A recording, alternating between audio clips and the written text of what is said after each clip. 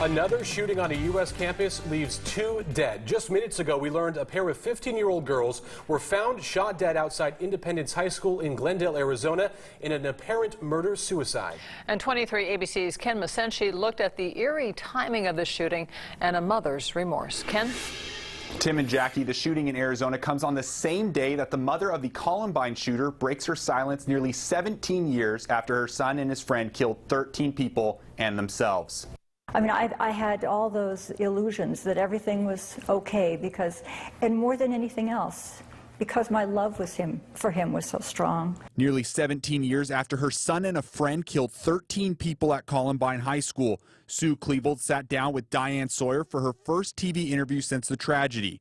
Even though nearly 2 decades have passed, Klebold says that not a day goes by that she doesn't think about the victims and their families. I just remember sitting there and reading about them. All these kids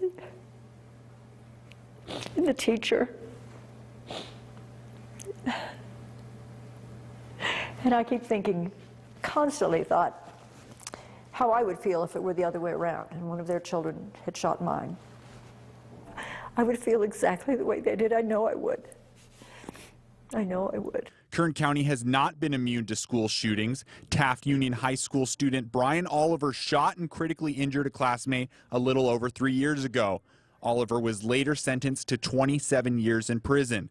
Meanwhile, in Bakersfield, Kern High School District's chief of police says there is constant training to ensure that if another event were to happen, the school and police would be ready. We have our primary response teams put in place where if an incident was to occur, we could get somebody there as fast as we possibly can. As for school shootings throughout the U.S., Diane Sawyer had this to say on Good Morning America today. We've got to try to learn something both for our own lives and our own children, but also to protect against the next school shooting. And you can watch Klebold's interview with Diane Sawyer on 2020 at 10 o'clock tonight here on 23 ABC. And this is the first time she has spoken on camera since that fateful day in 1999. And today's shooting marks the 7th school shooting in 2016. For a timeline on those shootings and the latest in today's shooting in Arizona, head to the 23 ABC mobile and tablet app.